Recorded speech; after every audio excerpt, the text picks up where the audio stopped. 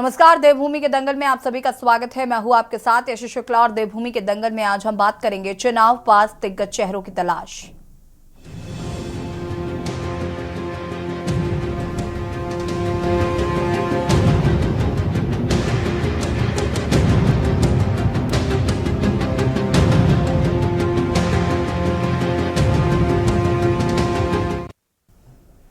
उत्तराखंड में लोकसभा चुनाव नजदीक हैं। तमाम राजनीतिक दल समय बीतने के साथ ही चुनावी तैयारियों को तेज कर रहे हैं। कांग्रेस की इन्हीं तैयारियों को धार देने के लिए कांग्रेस के राष्ट्रीय अध्यक्ष मल्लिकार्जुन खड़गे ने देहरादून में विराट कार्यकर्ता सम्मेलन को संबोधित किया। इस दौरान उन्होंने पार्टी के कार्यकर्ताओं से चुनावी तैयारियों में जुटने का आह्वान किया।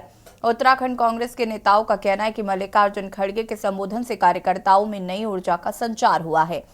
हालांकि सत्ताधारी दल बीजेपी ने उनके इस कार्यक्रम को फ्लॉप शो बताया है। कांग्रेस के बाद अब भाजपा के भी तमाम राष्ट्रीय नेताओं का उत्तराखंड दौरा प्रस्तावित है। माना जा रहा है कि लोकसभा चुनाव की आचार संहिता लागू होने से पहले उत्तराखंड में प्रधानमंत्री नरेंद्र मोदी की 3 रैलियां हो सकती हैं। इसके साथ ही 1 दर्जन अन्य नेताओं के कार्यक्रम भी तय किए जा रहे हैं। भाजपा ने लोकसभा चुनाव से पहले सदस्यता अभियान पर फोकस किया। इसके तहत पिछले 20 साल में विभिन्न दलों से चुनाव लड़े नेताओं से संपर्क कर उन्हें पार्टी में शामिल कराया जा रहा है। भाजपा ने आगामी लोकसभा चुनाव में 75 मत हासिल करने का लक्ष्य रखा है। इस लक्ष्य की प्राप्ति को पार्टी ने यूं तो कई योजनाएं बनाई हैं, पर इनमें से कुछ पर पार्टी का विशेष फोकस है। इसी क्रम में भाजपा के अन्य दलों के प्रमुख नेताओं को अपने साथ लाने की भी योजना है। भाजपा ने उत्तराखंड में 50 से विधायक व सांसद तक का चुनाव लड़ चुके नेताओं से संपर्क साधकर उन्हें साथ जोड़ने का अभियान शुरू किया है। विधानसभा चुनाव में बतौर निर्दलीय प्रत्याशी मजबूत उपस्थिति दर्ज करा चुके नेताओं पर भी भाजपा की नजर है। भाजपा का दावा है कि 2024 के लोकसभा चुनाव में पार्टी भारी बहुमत के साथ राज्य की 5 लोकसभा सीटों में जीत दर्ज करेगी। आज इसी मुद्दे पर करेंगे चर्चा। उससे पहले रिपोर्ट।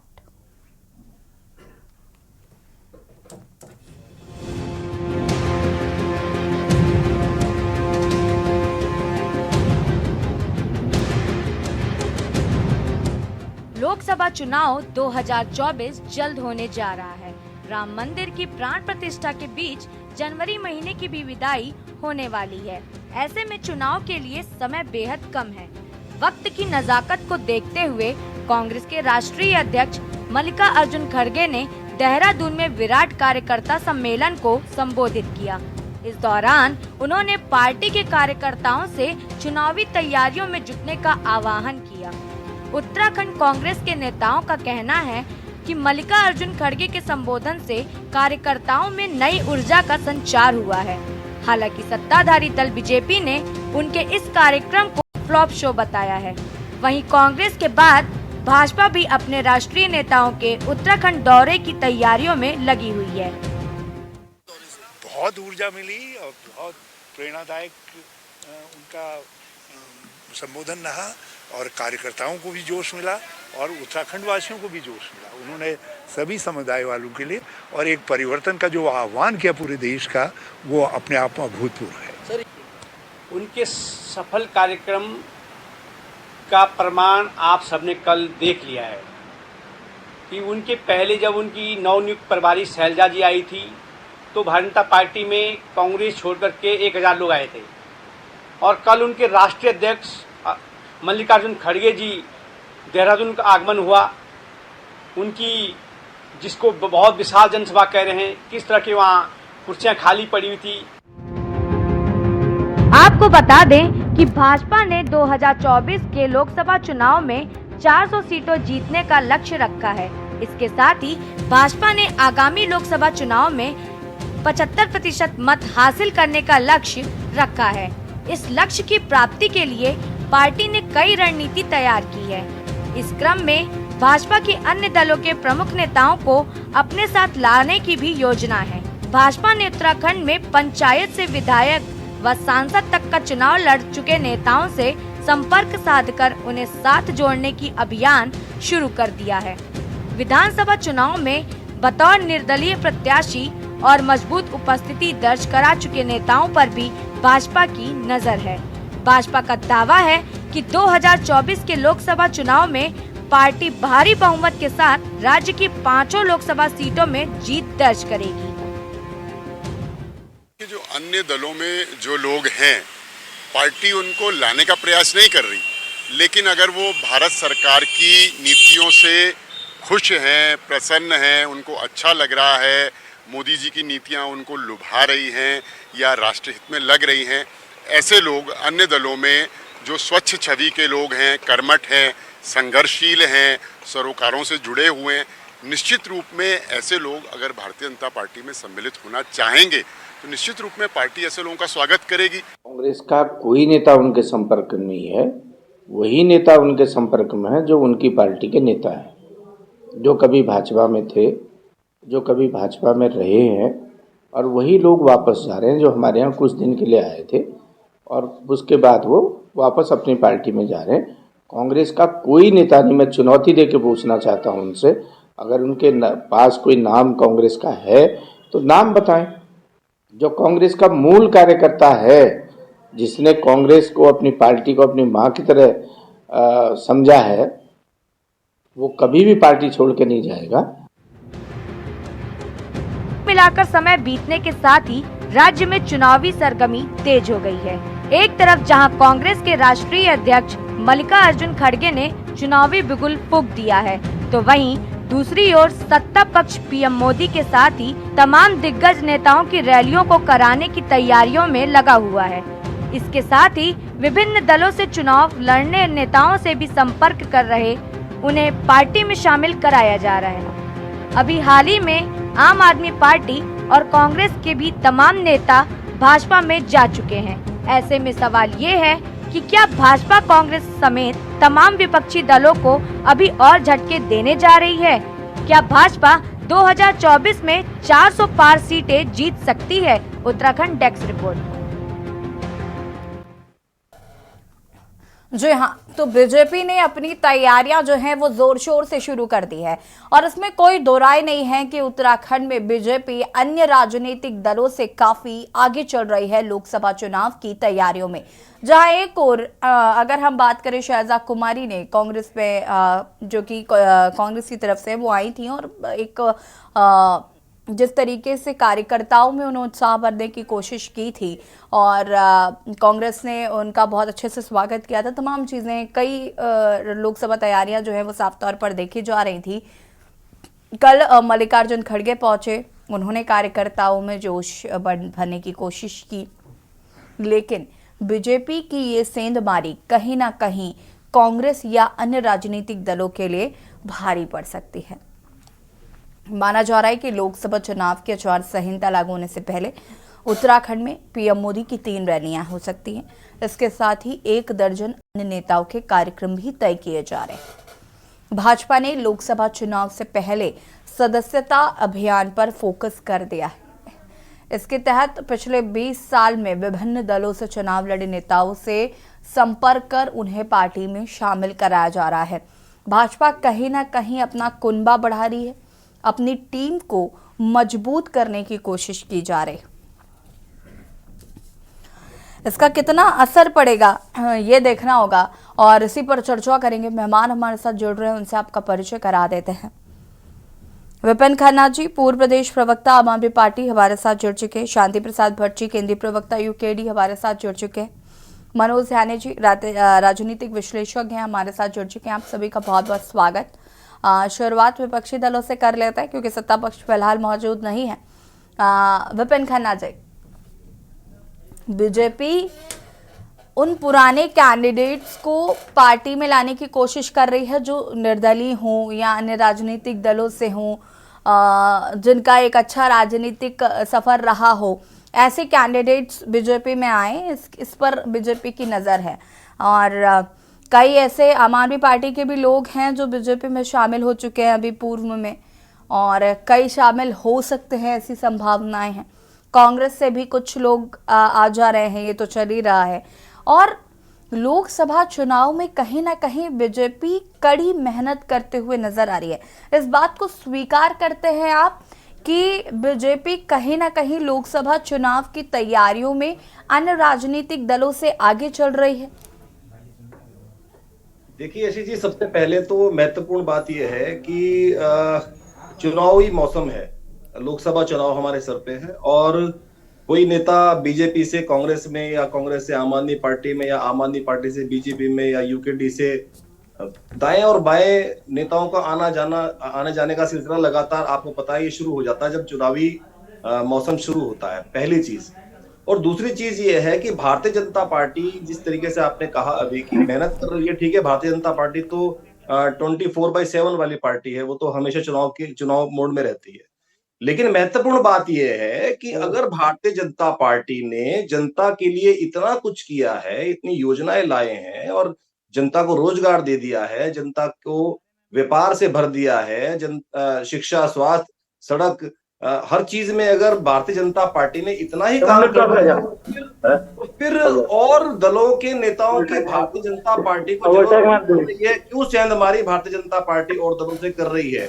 इसका मतलब कि आपने दूसरी चीज ये है जी, दूसरी महत्वपूर्ण बात यह है कि अगर हम केवल इस जीत का पैमाना केवल ये लेके चलें कि किसी की सभा में भीड़ है या किसी की सभा में भीड़ नहीं है, या किस दल में कितने नेता चले गए, किस दल से कितना नेता आ गए, ये जीत का पैमाना नहीं है, ना ये हार का पैमाना है यशी जी, क्योंकि जनता ने वोट करना है। सबसे महत्वपूर्ण बात है जनता ने वोट करना है। जनता को रोजगार मिला, महंगाई कम हुई, नौकरी मिली, कोई बिजली, पानी, सड़क, स्वास्थ्य सुविधाएं ठीक हुई, तो जनता तय करेगी। क्योंकि आपको शायद याद होगा पिछले विधानसभा चुनाव में आम आदमी पार्टी ने भी बहुत मेहनत करी, कांग्रेस ने भी बहुत मेहनत करी, उत्तराखंड क्रांति दल ने भी बहुत मेहनत करी, लेकिन एक बहुत महत्वपूर्ण चीज निकल के आती है कि बसपा, मैं क्योंकि नाम लेकर इसलिए बता रहा हूं कि बहुजन समाज पार्टी की 2 सीटें उत्तराखंड में आई। मुझे लगता नहीं है कि बहुजन समाज पार्टी ने कोई अपना कुनबा बढ़ाने का काम किया, या उन्होंने कोई धरने प्रदर्शन किए, या उन्होंने अन्य नेताओं को अपने पाले में लिया, फिर भी वो 2 सीटें ले आए। तो केवल भीड़ देखकर या नेताओं के आने और जाने को देखकर अगर हम ये कहें कि चुनावी तैयारियां बहुत जोरों शोरों से चल रही हैं, ये ऋषि जी केवल भारतीय जनता पार्टी की एक घबराहट है। क्योंकि भारतीय जनता पार्टी ने विपिन जी, अब चूंकि आपने बसपा का नाम लिया, देखिए बसपा का एक अपना अलग वोट बैंक है और बसपा उसी के बलबूते अगर 2 सीटें लाई है तो लाई है। लेकिन आप ये भी तो मानेंगे ना कि सत्ता में दोबारा जीत हासिल करने वाली भी बीजेपी है। इस तरीके की राजनीतिक जितनी भी गतिविधियां हैं या राजनीतिक जो भी उनके द्वारा किया जाता है, चाहे वो पन्ना प्रमुख बनाना हो, बूथ स्तर पर काम करना हो, या जन जन तक अपनी योजनाओं का प्रचार प्रसार हो, कहीं ना कहीं नतीजतन अगर देखा जाए तो जाहिर सी बात है कि दोबारा सत्ता में काबिज हुई ना, एक मिथक तोड़ा उत्तराखंड का। देखिए यशी जी, ऐसे मिथक बहुत बार टूट चुके हैं और बहुत ऐसी पार्टियां हैं जो दोबारा सत्ता में आई है। आम आदमी पार्टी भी दूसरी बार सत्ता में आई है दिल्ली में, लेकिन काम के बल पे आप सत्ता हथिया सकते हैं, ले सकते हैं। लेकिन अगर हम महंगाई की बात करें, हम पेट्रोल डीजल की बात करें, हम गैस की बात करें, हम किसानों की बात करें, हम बेरोजगारी की बात करें, हम डॉलर की बात करें, किसी भी चीज में अगर भारतीय जनता पार्टी कह दे कि हमने ये काम करके दिखाया है, आज बेरोजगार सड़कों पर घूम रहा है, जो 2 करोड़ रोजगार का वादा कर रहे थे, आज वो रोजगार देने में फिसड्डी साबित हुए हैं।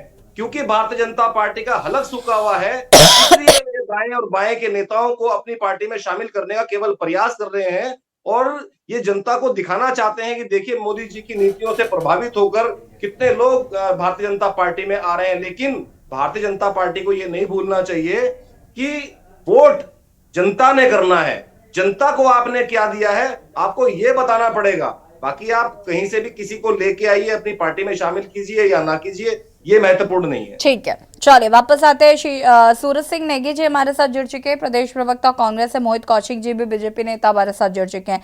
शांति प्रसाद भट्ट जी, क्या कुछ कहना चाहते हैं? बीजेपी जिस तरीके से तैयारियां कर रही है लोकसभा चुनावों को लेकर। जैसे जी भारतीय जनता पार्टी दूसरी बार यहाँ चुनाव जीतकर आई थी, ट्रिपल इंजन की सरकार थी। जो वादे लोकसभा में भारतीय जनता पार्टी ने किए थे उस पर यदि इंच मात्र काम होता तो आज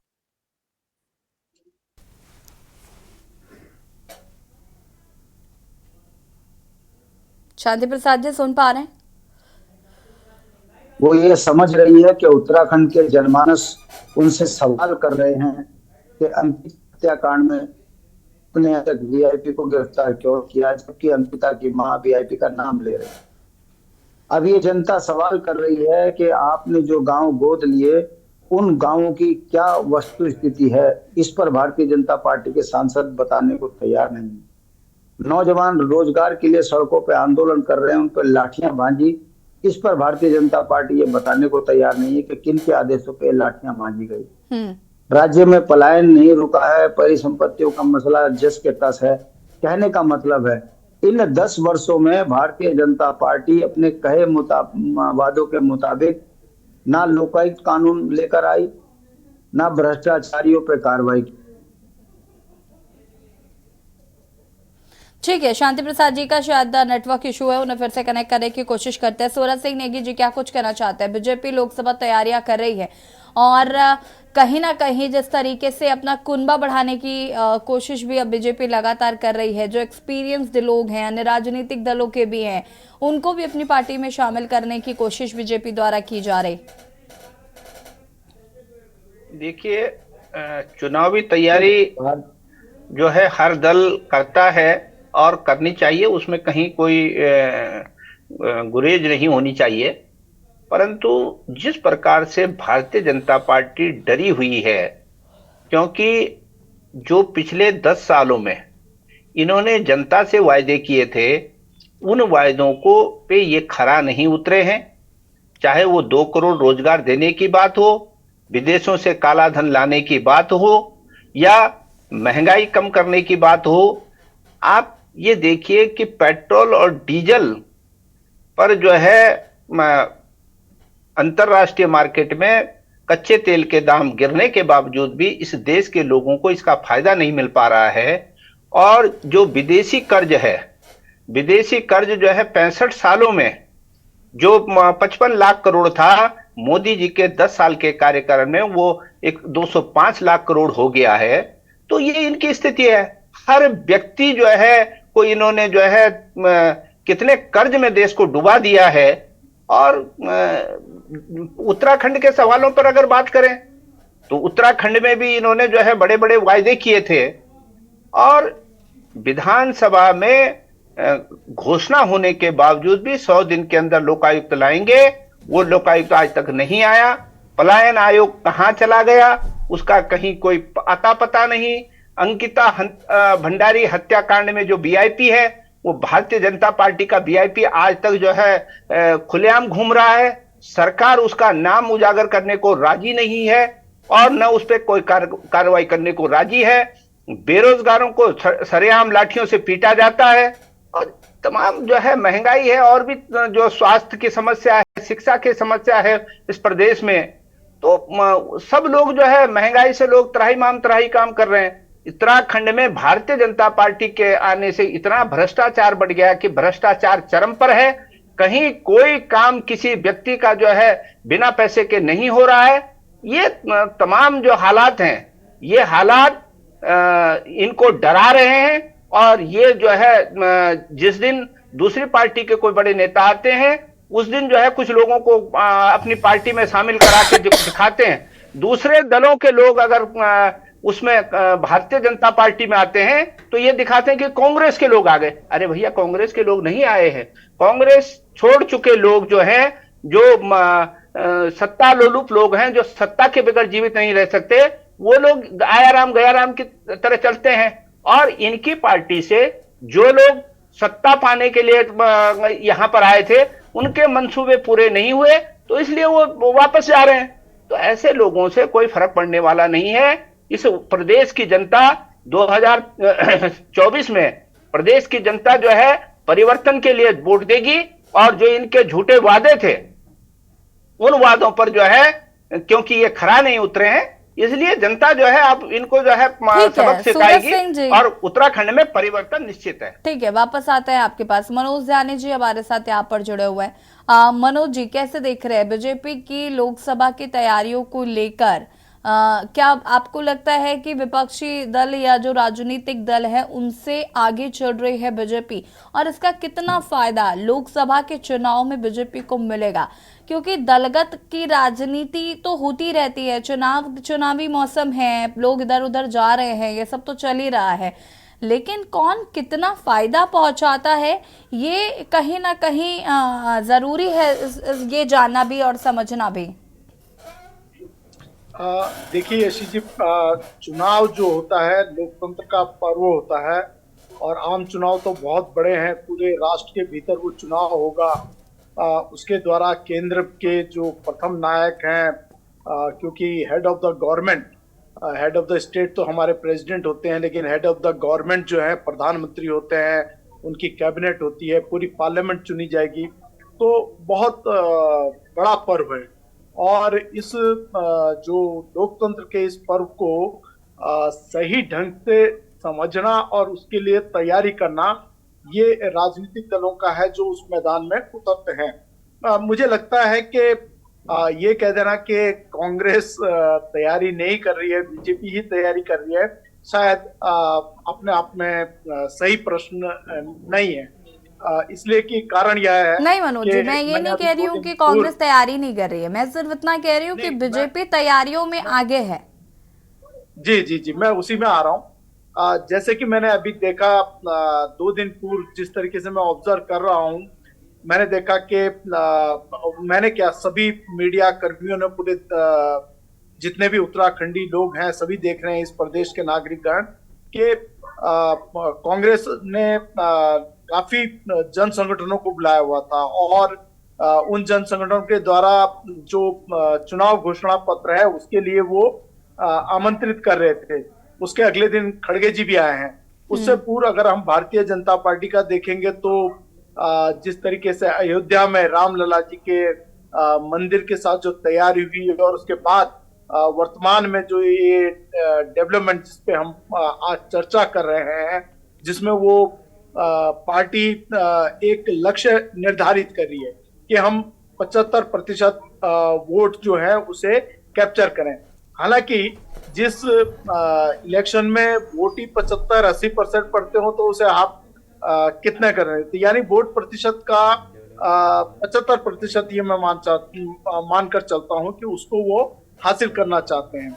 लेकिन क्या यह संभव है? मैं बार बार आपके चुनाव के डिबेट में आया और जब मैं हाल ही में जो चुनाव है क्योंकि मापक होता है और वो बागेश्वर विधानसभा का चुनाव था जिसमें हमने देखा कि कांग्रेस प्रत्याशी बिना तैयारी के, और जबकि उनके जो पिछले चुनाव लड़े थे जिन्होंने 20-25 हजार वोट पड़े थे वो भाजपा में सम्मिलित हो गए थे और कांग्रेस ने एक नए प्रत्याशी को उतारा था, बसंत कुमार जी को, और उसके बावजूद वो सिर्फ मात्र 2400 वोट से हारे। तो मतलब ऑलमोस्ट उन्होंने अगर सही ढंग से लड़ाई लड़ी होती तो जीत चुके होते।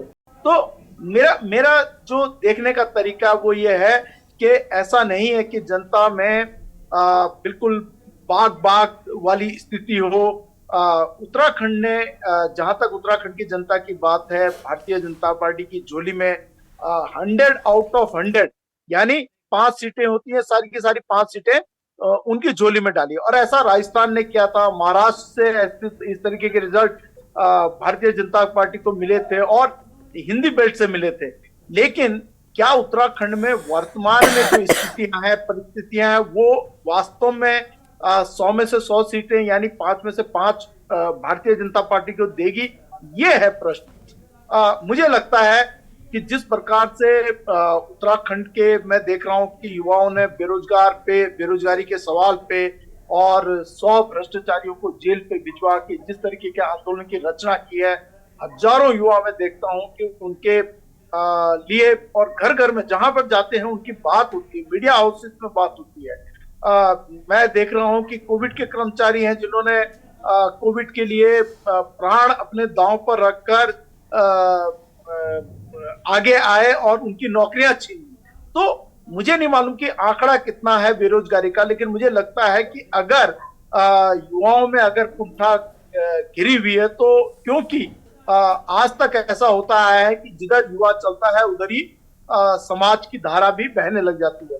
तो मुझे लगता है कि कहीं ना कहीं मनोज जी वापस आते हैं, आपसे इस पर आगे विस्तार से बातचीत करेंगे और मोहित कौशिक जी भी हमारे साथ जुड़ चुके हैं, लेकिन उससे पहले रुकेंगे एक छोटे से ब्रेक के लिए जो हाजिर होते हैं। आसपास दिग्गज चेहरों की तलाश। ब्रेक के बाद एक बार फिर से आप सभी का स्वागत है। चर्चा इसी पर कर रहे हैं, मेहमान हमारे साथ लगातार बने हुए हैं। मोहित कौशिक जी का रुख करना चाहेंगे। मोहित जी, क्या कुछ कहना चाहते हैं? अलग अलग राजनीतिक दलों के जो दिग्गज चेहरे हैं उनकी तलाश शुरू कर दी है बीजेपी ने और अपना कुनबा बढ़ाने की कोशिश कर रही है। हालांकि इससे पहले भी बहुत सेंधमारी हुई है, बहुत सारे अन्य राजनीतिक दलों के लोग आपकी पार्टी में आए हैं, लेकिन उसके बावजूद भी ये अलग से तलाश क्यों की जा रही है? इसका क्या आगे रिजल्ट्स होंगे? बीजेपी इसको किस तरीके से देख रहे हैं? मैं चाहूंगी कि जरा आप दर्शकों को बताएं। देखिए, एक तो सबसे पहली बात यह है कि भारतीय जनता पार्टी का परिवार आज विश्व का सबसे बड़ा परिवार है। भारतीय जनता पार्टी विश्व का सबसे बड़ा राजनीतिक दल है और ये परिवार निरंतर अपनी गति से बढ़ता जा रहा है। हम जोड़ने का प्रयास तो करते हैं अच्छे लोगों को, जो कोई हमारी पार्टी में आना चाहता है उसका स्वागत है, अभिनंदन है। हम जोर जबरदस्ती किसी को अपनी पार्टी या संगठन में नहीं ला रहे हैं। हम किसी के पास जाके बुला के नहीं ला रहे हैं कि आप आइए हमारा संगठन विश्व का सबसे बड़ा संगठन है। हमें किसी को बुला के लाने का आवश्यकता नहीं है, लेकिन अपनी नीतियों हमारे संगठन की विचारधारा से प्रभावित।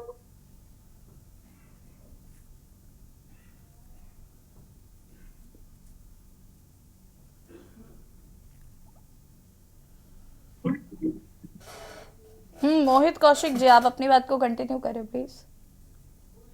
जी हमारी नीतियों से प्रभावित होकर लोग स्वयं में हमारे पास आ रहे हैं और हमारा संगठन विश्व का सबसे बड़ा संगठन है, ये सब जानते हैं। भारतीय जनता पार्टी एक विचार है, एक परिवार है और इस पार्टी की विचारधारा से प्रभावित होके, माननीय प्रधानमंत्री जी से प्रभावित होके कुछ लोग अगर हमारे संगठन को ज्वाइन करते हैं, हमारी पार्टी को ज्वाइन करते हैं, तो उनका स्वागत और अभिनंदन हम करते हैं। हम किसी को बुला के पार्टी ज्वाइन नहीं करा रहे हैं। और राजनीति में भारतीय जनता पार्टी 24/7 24 घंटे चुनाव में रहती है। हमारा कार्यकर्ता हर चुनाव के लिए हरदम तैयार रहता है। नहीं मोहित जी, देखिए ये बात तो बिल्कुल फैक्ट है कि बीजेपी हमेशा चुनावी मोड में रहती है, तैयारियां करती है। अभी विपक्षी दल कह रहे थे कुनबा बढ़ाने से क्या होगा, महंगाई बेरोजगारी जैसे मुद्दों पर जनता आपको घेरेगी, आप लाख कुनबा बढ़ा लीजिए, इन सवालों से आप बच नहीं पाएंगे।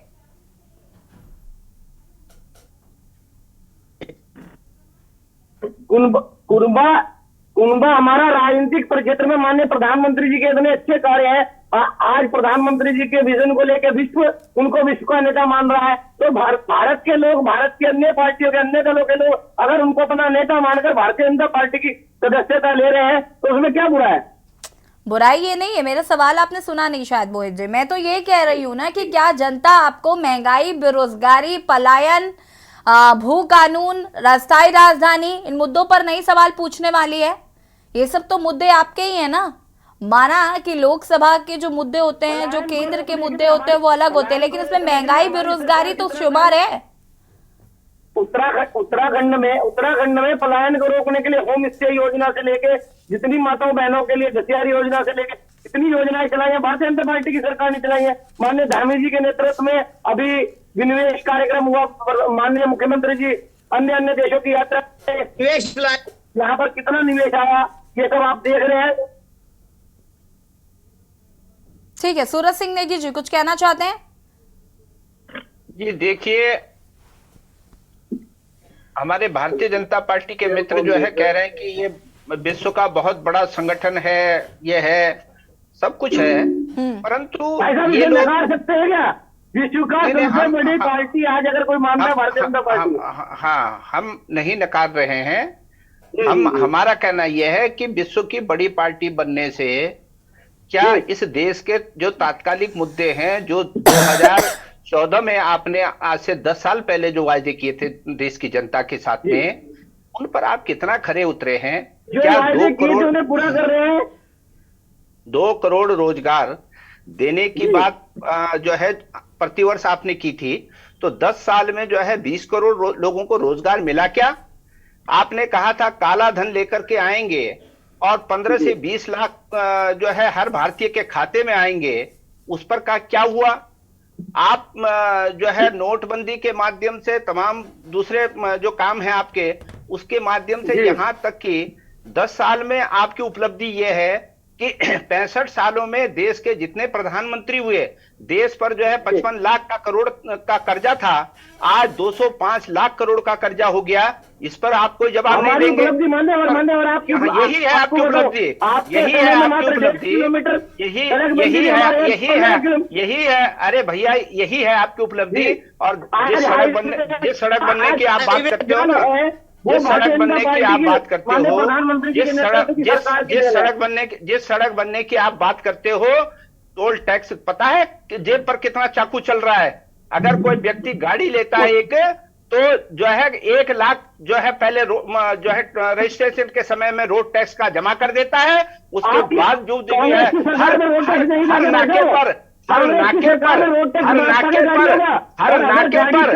नाके पर लोगों की जेबें कट रही है। ये शर्म आपको नहीं आती? आपने जो है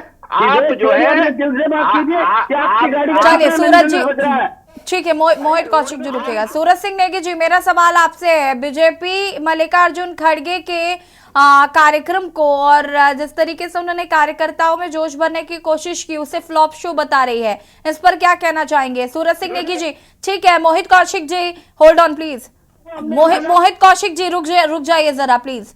सूरज सिंह नेगी जी, प्रश्न मेरा आपसे, उस भ्रष्टाचार पर जो है एक एक करके बात करिए प्लीज। मोहित कौशिक जी और सूरज सिंह नेगी जी, हम रिक्वेस्ट कर रहे हैं आपसे, प्लीज एक एक करके बात करिए। सूरज जी, मेरा आपसे सवाल है, मल्लिकार्जुन खड़गे के, सूरज सिंह नेगी जी सुन लीजिए, मल्लिकार्जुन खड़गे के दौरे को बीजेपी ने फ्लॉप शो करार दिया है, क्या कुछ कहना चाहेंगे? उसके बाद विपिन खन्ना जी, मैं आपके पास आती हूँ। देखिए, भारतीय जनता पार्टी के लोग उस दौरे को जो है हताशा में, डर के मारे उस दौरे से घबरा करके प्रधानमंत्री जी की 3-3 रैलियां कराने की योजना बना रहे हैं। अरे भैया, अगर कांग्रेस का फ्लॉप शो है तो तुमको डर किस बात की? तब को तुमको कुछ करे बगैर जो है सब कुछ मिल जाएगा। परंतु ये तुम्हारी डर है कि कांग्रेस के जो खड़गे जी आए हैं और जिस प्रकार से कार्यकर्ताओं में उत्साह देखा गया, स्वतः स्फूर्त जो है कार्यकर्ता जो है जो उत्साहित हुए, जो उनके भाषण से उनको प्रेरणा मिली है, उससे आप घबरा गए हैं और घबरा करके आप अनर्गल बातें कर रहे हैं। इतना बड़ा ग्राउंड पूरा भरा हुआ है, कार्यकर्ता सम्मेलन है, उसको आप कह रहे हैं कि छोटी सी भीड़ थी, तो वो आपका दृष्टि दोष है। तो आप ये बताइए, कौशिक जी बीच में मत बोलिए। मोहित जी, मैं आपके अपने टाइम पे बोलिएगा प्लीज। मोहित जी बीच में इंटरप्ट नहीं करिए। मोहित जी प्लीज। जी, मेरी बात पूरी होने दीजिए। हमारा कहना यह है कि अगर कांग्रेस जो इस प्रदेश का मुख्य विपक्षी दल है, अगर वो कहीं नहीं है, वो कमजोर है, तो आपको फिर मेहनत करने की चिंता क्यों है? आप क्यों मेहनत कर रहे हैं? क्यों डर रहे हैं? क्यों डर रहे हैं? आपका डर है कि जो दूसरे दल के नेताओं को आप आयातित कर रहे हैं, तो इसी डर के मारे जनता को दिखाना चाह रहे हैं। जनता को, बीच में मत बोलिए, बीच में मत बोलिए, बीच में मत बोलिए, बीच में मत बोलिए, बीच में मत बोलिए। अरे कोई नहीं आ रहा है, कोई प्रभावित नहीं हो रहा है। तुम्हारी आयात करने की जो नीति है वो आयातित कर रही है लोगों को। अरे सत्ता के लोभ में, सत्ता का किसी को डर दिखा करके, किसी को जो है सत्ता की रेवड़ियां दिखाकर, सत्ता की मलाई दिखा करके अपनी पार्टी में शामिल कर रहे हो। अगर आपको डर नहीं है तो क्यों इतनी बैठकें कर रहे हो? क्यों जो है तुम खाक छान रहे हो? ठीक है, मोहित कौशिक जी के जरा विपिन खन्ना जी का रुख कर लेते हैं। Wait for a minute please. आपस में इस तरीके से बहस करने से कुछ नहीं होगा। मोहित कौशिक जी प्लीज, बाकी दोनों को म्यूट करिएगा। विपिन जी को ऑन रखिएगा। विपिन जी, आपकी कार्यकारिणी भंग चल रही है, लोकसभा चुनाव नजदीक है, कैंडिडेट्स कब बनाए जाएंगे, तमाम सवाल हैं कि आम आदमी पार्टी क्या कर रही है। कांग्रेस तो चलिए कुछ कर रही है कि मल्लिकार्जुन खड़गे भी आ रहे हैं, शैलजा कुमारी जी भी आ रही हैं, अब तो समझ में आ रहा है कि भाई लोकसभा चुनाव नजदीक है। बीजेपी का अपना अलग कार्यक्रम है और उनके अलग अपने एजेंडे हैं। आम आदमी पार्टी का क्या रोल है? देखिए यशी जी, क्योंकि ये सारा जितना भी काम होता है ये केंद्रीय नेतृत्व तय करता है, और जब केंद्रीय नेतृत्व तय करेगा उसे लगेगा कि ठीक है, अब केंद्रीय नेतृत्व को चाहिए जरा या याद कार्यकारिणी दिलाइए बदले। कि भाई उत्तराखंड में भी बहुत कुछ है करने के लिए। मुझे कई बार ऐसा लगता है कि आम आदमी पार्टी जितना दिल्ली में फोकस थी, जितना पंजाब में फोकस थी, उत्तराखंड में आम आदमी पार्टी थोड़ा सा लीनियंट रहने की कोशिश करती है। उत्तराखंड को भी आम आदमी पार्टी ने पूरी तरीके से ग्राब करने की शायद सोची नहीं है, और ये इसलिए दर्शाता है कार्यकारिणी भंग हुए कितना वक्त हो गया है। क्या आपके कार्यकर्ता ये सवाल नहीं पूछते होंगे? क्या जो लोग जुड़े हैं या जिनको उम्मीद है कि उनको कोई पद मिलेगा, क्या उनके मन में ये जहन में सवाल नहीं आता होगा? अभी आरपी रतूड़ी जी आपकी पार्टी में आए थे और मुझे लगता है वो बीजेपी में शामिल हो गए हैं। उनकी भी यही प्रॉब्लम थी कि भाई कार्यकारिणी आपने भंग कर दी, अब आप पद भी नहीं दे रहे हैं। कहीं ना कहीं उनको भी ये लालच दिया गया होगा। देखिए यशी जी, जो सत्ता के लोभी लोग होते हैं वो कुछ भी एलिगेशन लगाकर पार्टी से जा सकते हैं कि कार्यकारिणी भंग हो रखी है या कार्यकारिणी नहीं बन रही है या केंद्रीय नेतृत्व ध्यान नहीं दे रहा है, लेकिन ऐसा नहीं है। जो सच का साथ देने वाले लोग होते हैं वो अपनी बात रखेंगे, चाहे वो 100 हो चाहे वो 2 हो। और ऐसा कहना कि आम आदमी पार्टी उत्तराखंड की तरफ ध्यान नहीं दे रही है, ऐसा कुछ नहीं है। केंद्रीय नेतृत्व का अपना फैसला है, वो समय पर अपना फैसला लेगा। लेकिन भारतीय जनता पार्टी को, जैसे मैं अभी सुन रहा था, वो कह रहे हैं कि हम किसी को नहीं लेके आते हैं, सब नीतियों से और विचारों से प्रभावित होकर भारतीय जनता पार्टी में आते हैं। तो मुझे ये कहते हुए कोई गुरेज नहीं है कि भारतीय जनता पार्टी के लोग अन्य दलों के लोगों को फोन करके, लोगों के पास रिकॉर्डिंग है कि भारतीय जनता पार्टी के लोग पैसे का लोभ देकर, पद का लोभ देकर और प्रलोभन देकर अपनी पार्टी में बुलाने का प्रयास भारतीय जनता पार्टी के लोग कर रहे हैं। तो ऐसा कौन नहीं करता? देखिए, पैसे का लोभ, पद का लोभ किसे नहीं? राजनीति में हर व्यक्ति यही चाह रहा है। विपिन खन्ना जी, आम आदमी पार्टी आपको भी कुछ बड़ा पद दे सकती है, इसीलिए तो आम आदमी पार्टी में है। झूठ बोल रहे हैं, हम आपकी पार्टी का है मानते हैं, लेकिन कम से कम आप उत्तराखंड की लोग निभाते हैं। आप जैसे भी ऐसा नहीं है, ऐसा झूठ बोल रहे हैं। अन्य दलों के लोगों को फोन कर करके अपनी पार्टी में बुलाने को विवश कर रहे हैं। पूछिए जाकर, हो सकता है आपने ना किया हो, मैं आपको नहीं कह रहा हूँ, लेकिन भारतीय जनता पार्टी के लोग ऐसा कर रहे हैं। ऐसा कोई नहीं भाई साहब, ऐसा जिन नीतियों की बात कर रहे हैं और जिन विचारों की बात कर रहे हैं, गलत आरोप, बिल्कुल गलत आरोप भाई साहब। विचार आपके जब नौकरी प्रकरण हुआ, रोजगार प्रकरण हुआ, बेरोजगारों के रोजगार भारतीय जनता पार्टी के नेताओं ने बेचे, तब आपके विचार कहाँ थे? जब अंकिता भंडारी बेटी का हत्याकांड भारतीय जनता पार्टी के नेताओं ने किया, तब आपके विचार कहाँ थे? और नीतियों की अगर आप बात करेंगे, देश के संसाधन बेचना, हमारी बहन के देश के संसाधन बेचना भारतीय जनता पार्टी की नीति है। कौन रोजगार देना, पेंशन खत्म कर देना, ये भारतीय जनता पार्टी की नीति है। क्या महंगाई को बढ़ा देना, महिला सुरक्षा बढ़ा देना, क्या ये भारतीय जनता पार्टी की नीति है? नहीं, आप ये बताइए ना, कौन सी नीतियों से प्रभावित होकर अन्य दलों के लोग आपके पास आ रहे हैं? आप देश के लिए क्या कर रहे हैं? महंगाई आप भारत के लोग भी विश्व के लोग माननीय प्रधानमंत्री जी को विश्व के लोग अपना नेता मान रहे हैं, विश्व के लोग अपना नेता मान रहे हैं, भारत को तो छोड़िए। कौशिक जी कौन से देश के नेता मान रहे हैं तो वहीं भेज दो ना, वहीं भेज दो उसी देश में जिस देश के नेता मान रहे हैं, वहां से चुनाव जीत के आ जाओगे। वहां से किसी देश में भेज दो, वहां से चुनाव लड़वा दो उनको। अगर विदेशों में है तो वहां का प्रधानमंत्री बना दो उनको। आप नहीं चाहते भारत विश्व गुरु बने, आप नहीं चाहते कि भारत के लोगों का, अरे झूठ बोल के, ऐसे झूठ बोल के विश्व गुरु नहीं बनता। कर्जा ले लेकर जो है, कर्जा लेकर के, विदेशी कर्जा लेकर के विश्व गुरु बने हुए हैं। अरे विश्व गुरु ऐसे नहीं बनता, ऐसे नहीं बनता विश्व गुरु कर्जा ले लेकर के। अरे आपने तो वो कर रखा है कि देश का प्रधानमंत्री भी हमारे प्रधानमंत्री को देहाती औरत बना देता। ऐसे बनते हैं विश्व गुरु ऐसे बनते हैं जो माननीय प्रधानमंत्री मोदी। चलिए ठीक है, राजनीतिक विशेषज्ञ मनोज यानी जी का रुख कर लेते हैं। रुक जाइए जरा, आपस में लड़ने से क्या होगा? मोहित कौशिक जी और सूरज सिंह नेगी जी, आपस में लड़ाई करने से कुछ नहीं होगा।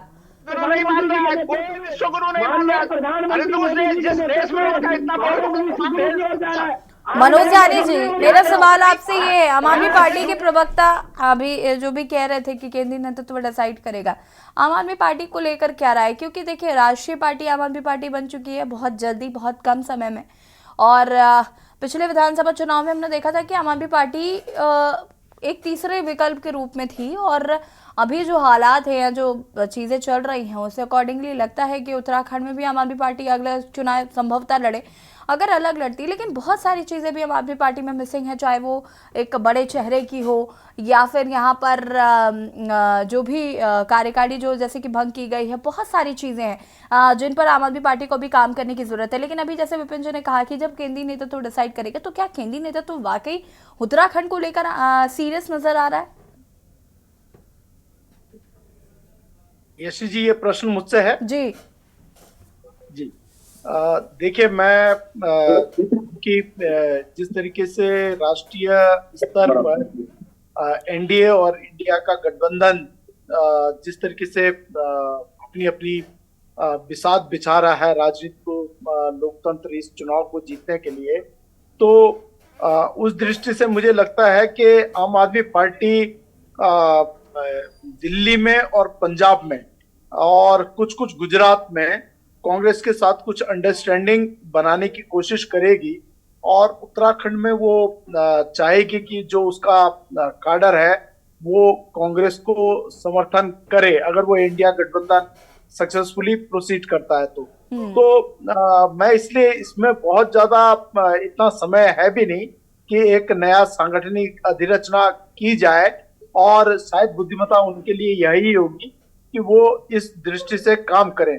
मुझे लगता है कि मोहित जी की बातों को बड़े ध्यान से सुन रहा था मैं, सूरत सिंह नेगी जी को भी बहुत अच्छी तरह सुन रहा था, और ये तो दिख रहा है कि मोहित जी इस बात से परेशान नहीं है कि कांग्रेस उन्हें परेशान कर सके या आम आदमी पार्टी या कोई अन्य पार्टी में, लेकिन उनका मोबाइल उनको जरूर परेशान कर रहा है, बार बार मैं देख रहा हूँ। खैर, बहरहाल मैं जिस तरीके के हालात हैं, मैं आपको स्थिति परिस्थिति से अगर अवगत कराऊं, तो उत्तराखंड में मैं जो देख रहा हूं, मुझे जो दिख रहा है, मुझे लड़ाई बराबर की नजर आ रही है, कांटे की टक्कर नजर आ रही है, और मैं बहुत जिम्मेदारी के साथ ये कह रहा हूं कि अगर कांग्रेस अपने हाउस को ऑर्डर में रखती है और सही ढंग से अपने कार्ड प्ले करेंगे, तो ये कंटेस्ट बहुत शानदार होगा और लोकतंत्र के लिए बहुत ही रोचक रहेगा। और दोनों ही राजनीतिक दल युवाओं को, जैसे कि मैंने शुरू में कहा कि जो बेरोजगारी को लेकर जो युवा लड़ रहे हैं, जो कोविड के लिए लड़ रहे हैं, जो अन्य समस्याओं को लेकर सामाजिक संगठन जो मैदान में है, उनके साथ कैसा सामंजस्य बनाते हैं, कैसी अंडरस्टैंडिंग पैदा कर पाते हैं, वो बहुत बड़ा विषय होगा। और आर्थिकी के मोर्चे पर तमाम बहुत सारे विषय हैं, सिर्फ हवाबाजी से काम नहीं चलेगा। इस बार लोग हवाबाजी से नहीं, अपने दिमाग, दिल और को खोलकर, अपने दिमाग को खोलकर बहुत सोच विचार कर वोट करने जा रहे हैं, ऐसा मुझे महसूस होता है, लगता है जी। सूरज सिंह नेगी जी, मैं आपसे जानना चाहती हूँ, प्रीतम सिंह कहाँ है आजकल? हरीश रावत जी कहाँ है? हरीश रावत जी कहाँ है आजकल? ये वो चेहरे हैं, सारे नेता हमारे, ये वो चेहरे हैं जो अक्सर टीवी पर छाए रहते थे, और अभी पिछले काफी लंबे समय से हरीश रावत जी तो फिर भी कभी कभी मौन व्रत रख लेते हैं तो आ जाते हैं चर्चा में, लेकिन प्रीतम सिंह जी मुझे लग रहा है बिल्कुल ही नदारद है। तो क्या प्रीतम सिंह जी की कोई नाराजगी है जो वो मीडिया के सामने नहीं आ रहे हैं, या प्रीतम सिंह जी अंदर खाने में कोई बड़ी उनकी अलग राजनीति चल रही है? नहीं, देखिए यशी जी, ऐसा कोई इवेंट नहीं था कि जो है वो हो। अभी हमारी जो घोषणा पत्र कमेटी थी उसकी बैठक थी, उसमें प्रीतम सिंह जी थे, शैलजा जी आई हैं तो उनको रिसीव करने उनके कार्यक्रमों में पूरे प्रीतम सिंह जी थे। अभी खड़गे जी का कार्यक्रम हुआ, उसमें जो है प्रीतम सिंह जी साथ में थे। तो अब कैमरे वाले अगर हम लोगों को नहीं दिखा पा रहे हैं तो अब इसमें हम क्या कर सकते हैं? नहीं, कैमरा तो हमारे हाथ में नहीं है, सूरज सिंह नेगी जी, टीवी चैनल और अब कैमरा ऐसा हमारे हाथ नहीं में हो नहीं है। सकता। नहीं, अब ऐसा, एक सेकंड मोहित जी, हाथ में है। सूरज सिंह नेगी जी, ऐसा तो नहीं हो सकता ना कि हम करण महाराज जी को दिखाएं और प्रीतम सिंह जी को ना दिखाएं। अब कैमरा पर्सन की दुश्मनी करण महाराज जी से दोस्ती हो और प्रीतम सिंह जी से दुश्मनी, ऐसा संभव तो नहीं ना। कह रहा हूं कि किससे दुश्मनी है, न काहू से दोस्ती न काहू से बैर। हमारा कहना ये कि जिसको मीडिया दिखाना चाहता है उसको दिखाता है, जिसको नहीं दिखाना चाहता नहीं दिखाता। हमारा कोई जोर थोड़ा ही नहीं है किसी पे, हमको दिखाइए ये तो आप पे भी आरोप लगा दिया, ये तो आप पे भी आरोप लगा दिया बहन जी कि आप लोग। चलिए, ऐसे आरोपों की आदत हो गई है अभी। चलिए, कोई बात नहीं। देखिए मोहित कौशिक जी, सवाल आपसे ये था जो अन्य विपक्षी दल कह रहे हैं कि भाई आप कुनबा चाहे जितना विस्तार कर लीजिए, आपने प्रधानमंत्री का एक ड्रीम प्रोजेक्ट था स्मार्ट सिटी, उसकी धज्जियां उड़ा दी। जनता आपसे सवाल पूछेगी कि स्मार्ट सिटी का क्या हुआ, कि केंद्र ने भी आपको पैसा देने से बीच में मना कर दिया था कि भाई हम पैसा नहीं दे पाएंगे, आपने स्मार्ट सिटी की फजीहत कर दी। बेरोजगारी, महंगाई जैसे मुद्दे हैं और इन पर कहीं ना कहीं अगर आप काम नहीं करेंगे तो जनता कहीं ना कहीं आपको इसको लेकर जरूर परिणाम जो भी होंगे वो देखने को मिलेंगे। साथ ही साथ आपके सांसद जो पिछले 5 सालों से गायब थे, जिन्होंने एक एक गांव गोद लिया था, उन गांवों की स्थिति भी बद से बदतर है। तो कहीं ना कहीं सवाल तो आपसे पूछे जाएंगे जब आप जनता के बीच में जाएंगे, और आपसे ये भी पूछा जाएगा कि भाई आपके सांसद, कई ऐसे सांसद हैं आपके जिनकी शक्ल नहीं देखी है लोगों ने, जानते नहीं हैं कि वो दिखते कैसे हैं। तो भाई अगर इस तरीके की स्थिति परिस्थितियां होंगी, भले ही आपकी सरकार में भी कहा जा रहा है कि इस बार हम चेहरे बदल देंगे या तमाम चीजें, लेकिन 5 साल तो जनता के बर्बाद हुए, उसका हिसाब कौन देगा?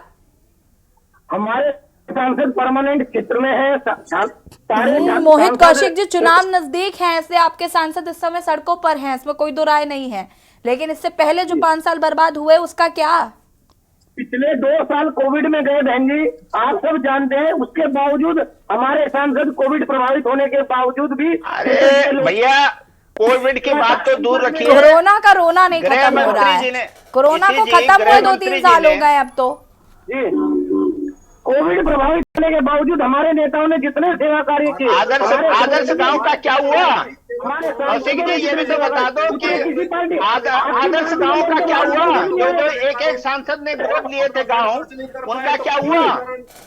चलिए ठीक है, ठीक। लोकसभा चुनाव की क्या कुछ राजनीतिक दलों की तैयारियां होती है और उनके परिणाम क्या कुछ होते हैं, ये देखने को जरूर मिलेगा। माफ कीजिएगा, वक्त की कमी। आप सभी का बहुत बहुत शुक्रिया चर्चा में शामिल होने के लिए। और देवभूमि के दंगल में बात कर रहे थे हम आज की, जिस तरीके से बीजेपी ने अब अपने कुनबे को और बढ़ाने का और विस्तार करने के लिए जिनका राजनीतिक करियर बहुत लंबे साल का रहा है और जिन्होंने राजनीति में अच्छा काम किया, उनको अपनी पार्टी में लाने की कोशिश जो है वो बीजेपी द्वारा की जा रही है। तो लोकसभा चुनाव में ये कितनी मदद करेंगे वो तो देखना होगा। देवभूमि के दंगल में फिलहाल इतना ही, लेकिन उससे पहले आपको देहरादून से बड़ी खबर बता देते हैं।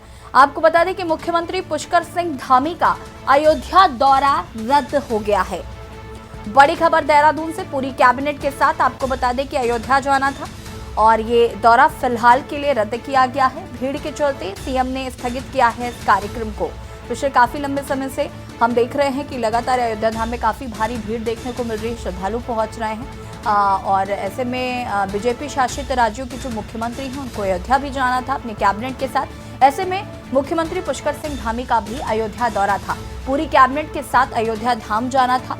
फिलहाल इस दौरे को रद्द किया गया है। भीड़ की वजह से सीएम ने इस कार्यक्रम को फिलहाल के लिए स्थगित किया है। 10 फरवरी के बाद अयोध्या जा सकते हैं मुख्यमंत्री पुष्कर सिंह धामी। देहरादून से खबर आपको बता रहे हैं, मुख्यमंत्री पुष्कर सिंह धामी का अयोध्या दौरा रद्द हो गया है। पूरी कैबिनेट के साथ अयोध्या धाम जाना था, फिलहाल इस दौरे को रद्द किया गया है। भारी भीड़ के चलते ये कार्यक्रम को स्थगित किया गया है। 10 फरवरी के बाद जा सकते हैं अयोध्या धाम। बड़ी खबर आपको बता रहे हैं देहरादून से, मुख्यमंत्री पुष्कर सिंह धामी का अयोध्या दौरा फिलहाल के लिए रद्द किया गया है। कारण भारी भीड़ जो है वो लगातार अयोध्या में देखने को मिल रही है और तमाम श्रद्धालु वहां पर पहुंच रहे हैं और बीजेपी शासित राज्यों के मुख्यमंत्रियों को अपनी कैबिनेट के साथ एक बारी अयोध्या धाम जाना था और इसी कड़ी में मुख्यमंत्री पुष्कर सिंह धामी भी अयोध्या धाम जा रहे थे अपने कैबिनेट के लोगों के साथ। फिलहाल ये दौरा रद्द है। 10 फरवरी के बाद बनाएंगे, क्योंकि अभी अत्यधिक श्रद्धालुओं का वहाँ पर आगमन हो रहा है, इसलिए किसी को कोई असुविधा न हो। अन्यथा अभी चूंकि बहुत बड़ी संख्या आप सब लोग स्वयं देख रहे होंगे, तो उनको व्यवस्थित कर रहे हैं और 10 फरवरी के बाद धन्यवाद। और इसी खबर पर ज्यादा जानकारी के लिए ब्यूरो चीफ राजेश वर्मा जी हमारे साथ जुड़ चुके हैं। राजेश जी, क्या कुछ जानकारी है? फिलहाल मुख्यमंत्री पुष्कर सिंह धामी ने अपने कार्यक्रम को स्थगित किया है, अयोध्या जाना कैंसिल किया है, 10 फरवरी के बाद जा सकते हैं, क्या कुछ अपडेट? जैसे देखिए, जिस तरीके से 22 जनवरी को जब अयोध्या धाम के कपाट खुले हैं और उसके बाद रामलला वहां पर विराजमान हुए हैं, तो कहीं ना कहीं उत्साह जो है, वो जोश जो है, वो कहीं ना कहीं तमाम देशवर्ष के लोगों में जो है वो देखने को मिल रहा है। और यही कारण है कि लगातार बढ़ती भीड़ जो है अयोध्या में देखने को मिल रही है। 4 से 5 लाख श्रद्धालु जो है प्रतिदिन जो है वहां पर रामलला के दर्शन कर रहे हैं। तो वहीं सूबे के मुख्यमंत्री पुष्कर सिंह धामी का भी जो प्लान था वो 2 फरवरी को अयोध्या जाने का था, और जिसमें साथ ही तमाम कैबिनेट के तमाम मंत्री जो है वो इस जो है रामलला के दर्शन करते हैं। लेकिन कहीं ना कहीं जो है ज्यादा भीड़ को देखते हुए मुख्यमंत्री ने ये दौरा जो है अपना अयोध्या जाने का वो रद्द कर दिया है। फिलहाल अब जो दौरा बन रहा है, वो अभी जो जानकारी आ रही है, मुख्यमंत्री का कहना है कि 10 फरवरी के बाद जब भीड़ में थोड़ा सा कम होगी, तब ही जो है अयोध्या धाम के दर्शन करने के लिए वो अपनी कैबिनेट के साथ जाएंगे। तो कहा जा सकता है कि अभी भारी भीड़ के चलते जो है मुख्यमंत्री का जो महत्वपूर्ण दौरा था अयोध्या का, और पूरी कैबिनेट के साथ उसको फिलहाल उन्होंने रोक दिया है। जी राजेश जी, बहुत बहुत शुक्रिया आपका तमाम जानकारी साझा करने के लिए। और बता दें कि भीड़ के चलते सीएम ने फिलहाल स्थगित किया कार्यक्रम, 10 फरवरी के बाद जा सकते हैं।